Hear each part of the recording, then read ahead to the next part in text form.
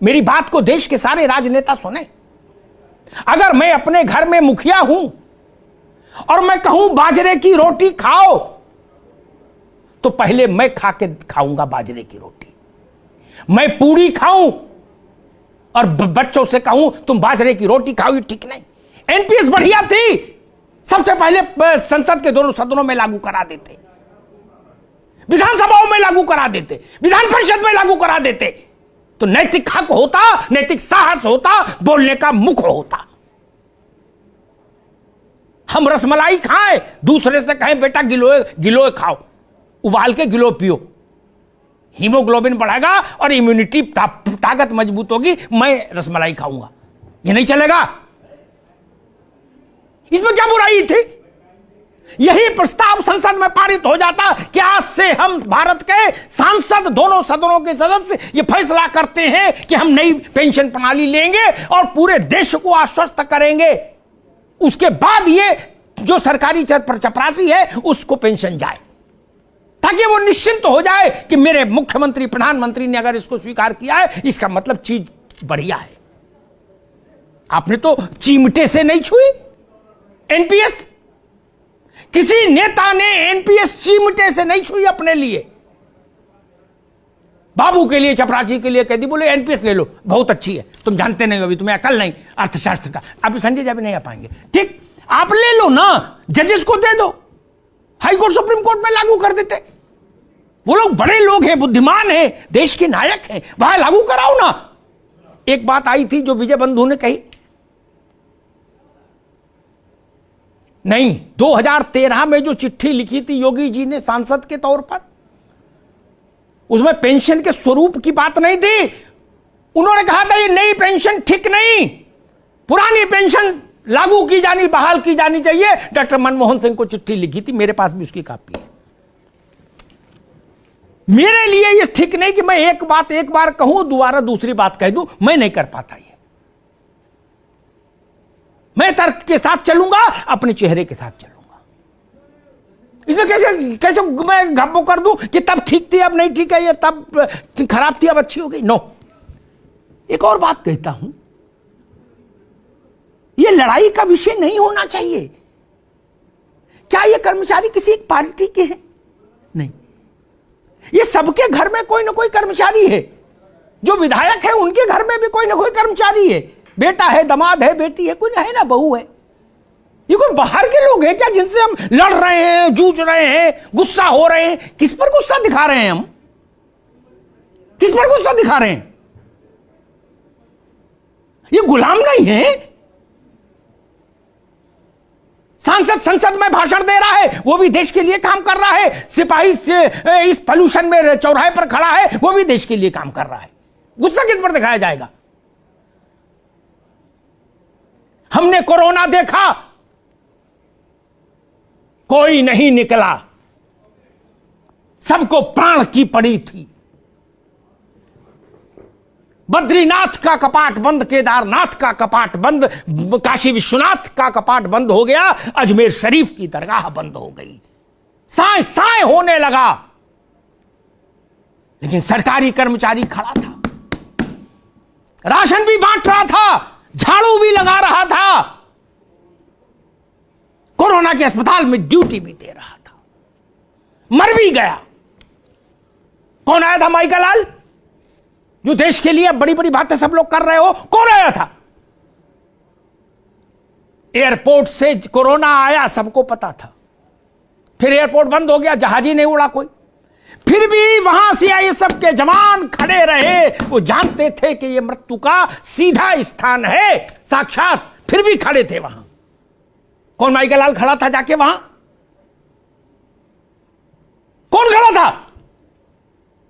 एक भी आदमी नहीं गया डर के मारे। मेरे सारे डॉक्टर मित्र हैं, संजय भाई भी जानते इस बात को, लेकिन फिर भी मैं कहूंगा, निजी चिकित्सक ताला बंद करके अंतर ध्यान हो गए, टेलीफोन भी बंद कर लिया, सिम निकाल के फेंक दिया। झूठ कह रहा हूं क्या? सरकारी डॉक्टर था, 15-15 दिन की ड्यूटी करते थे, फिर कोरोना हो जाता था, फिर क्वारंटीन रहते थे, फिर आके ठीक होके फिर लग जाते थे। हमने देखा मित्र, हम कैसे भूल जाएं उनको, कैसे भूल जाएं उनको। इस देश को बीसीजी का टीका लगा, किसने लगाया, किसने लगाया? सरकार की तमाम योजनाएं, परियोजनाएं जमीन पर कौन उतार रहा है? ये हमारे यही लोग उतार रहे, सरकारी लोग। ये ठीक नहीं। और ये तर्क संजय भाई ने एक मेरे प्रश्न पे उस पर सवाल उठाया था, मैं उस बात को वो भी एक बार फिर स्पष्ट करूंगा। मैंने 89 से 88 से लोकसभा राज्यसभा संसद कवर करना शुरू किया, ठीक, 20, 22, 25 साल की कवर, ठीक। जब तक मैंने कवर की संजय भाई, तब तक वहां सेंट्रल हॉल में, ठीक, इतना सस्ता सामान आता था खाने का और इतना दिव्य सांसदों के लिए कि जिसकी कोई सीमा नहीं थी, ठीक ठीक। दूसरा, हम भी चले जाते सांसदों से मिलने, मंत्रियों से मिलने, कोई खबर लेने, तो वो कहते थे बैठो पहले ये खाओ मालपुआ, क्या 98 चवन्नी में आ रहा है। काउंटर था घी का, दूध का, असम चाय बोर्ड का काउंटर था, कौड़े के दाम ले जाओ। मैंने देखा मालिक, मैं कोई बात गूगल की तो कहते ही नहीं कि मेरी बात कोई काट दे और काट के चला जाए, ना जी ना, गूगल की तो बात ही नहीं की आज तक मैंने। अब बंद कर दिया, बड़ा अच्छा किया। ये राजतंत्र है क्या? ये राजतंत्र है क्या कि पूरा पूरा मुर्गा 10-10 रुपए में खा रहे हो? अब वो भी ऐसा मुर्गा जिसमें चिरौंजी भरी अंदर है। ये नहीं चलेगा? गरीब को खाने को नहीं मिल रहा बतुआ, आप मुर्गा खा रहे थे चिरौंजी और बादाम भर भर के सब लोग। अच्छी बात है, बंद हो गया, हो जाना चाहिए। ये देश जो खाए वही नेता खाए, वही अभिनेता खाए, सब लोग वही खाओ जो गांव का गरीब खा रहा है। आपका भोजन अलग क्यों हो? आपके वस्त्र अलग क्यों हो? आपका रहन सहन अलग क्यों हो? मेरी पीड़ा किसान के लिए भी है, लेकिन मेरी पीड़ा उस सिपाही के लिए भी है जो फेफड़े अपने गंवा देता है चौराहे पर खड़े होकर। मैंने कोरोना के समय देखा, नोएडा में जहां से मैं आता था, अपनी मेरा वाहन आता था ऑफिस के लिए, उस वहां पुलिस के ही लोग खड़े मिलते थे, बाकी तो जानवर भी विलुप्त हो गए थे। कुछ लोग उसमें से समय समय पर तिरोहित हुए, पूछा तो फिर अशुभ समाचार मिला उनके बारे में। उनके बच्चों के लिए कोई जिम्मेदारी होगी कि नहीं होगी हमारी? मेरी आंख भर आती है जब मैं ऐसे दृष्टांत सुनता हूं। ये देश गरीब था तब हम दे सकते थे, अब हम संपन्न हो गए तो बंद कर दी, बोले हम नहीं दे सकते। पश्चिम बंगाल दे रहा है, राजस्थान, पंजाब, छत्तीसगढ़, झारखंड, 4 ने कमिट किया, लागू कर दी। उन्होंने कोई मैकेनिज्म ढूंढा होगा। क्या लोकतंत्र में उस मैकेनिज्म पर बैठकर बात नहीं हो सकती? कोई अड़ना है क्या कि नहीं जी? अगर देश के 4 राज्यों ने लागू की है फिर पुरानी व्यवस्था को, तो क्या यह जरूरी नहीं कि एक सर्वदलीय बैठक हो जाए, चर्चा हो जाए, उनसे भी पूछा जाए भाई आपने क्या रास्ता निकाला?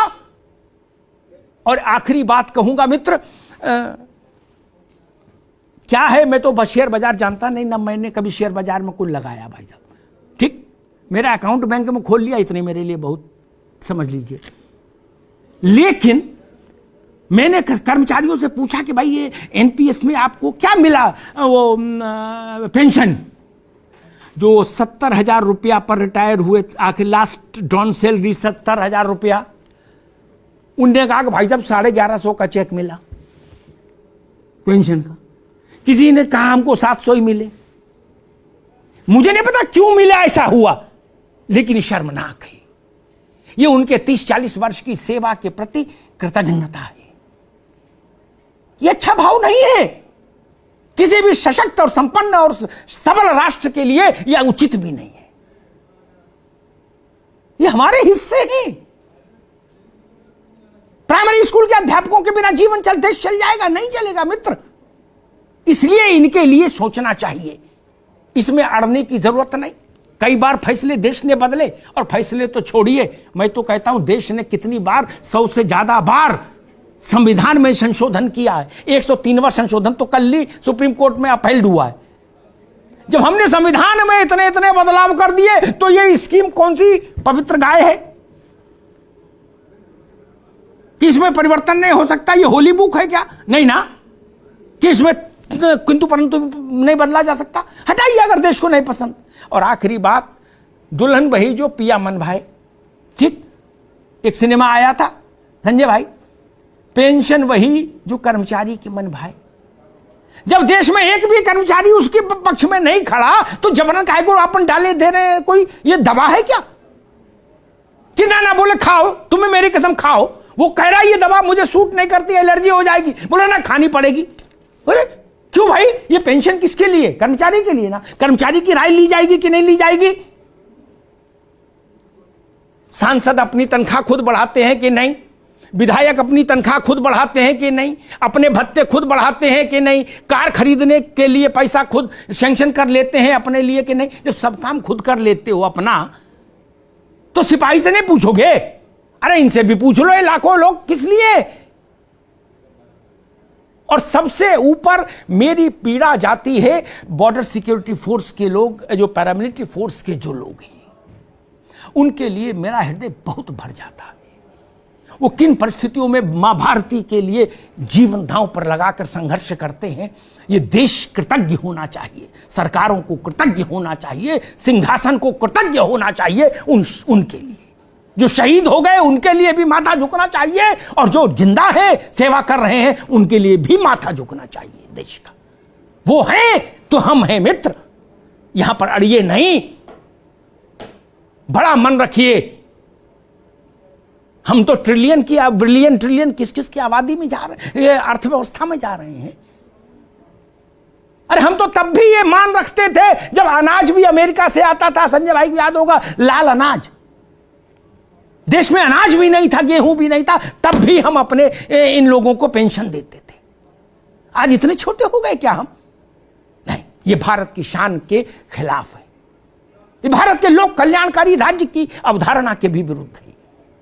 इस पर सोचा जाना चाहिए, एक सर्वदलीय बैठक बुलाई जानी चाहिए, अर्थशास्त्र के दोनों पहलुओं की चर्चा होनी चाहिए। उन मुख्यमंत्रियों को भी बुलाइए जिन्होंने रिवर्ट किया है, ओपीएस में गए हैं, ताकि एक ब्रॉडर कंसेंसस देश में दोबारा बने। जरूरी नहीं कि एक बार जो फैसला हो गया वो लक्ष्मण रेखा है या ब्रह्मा की लकीर है।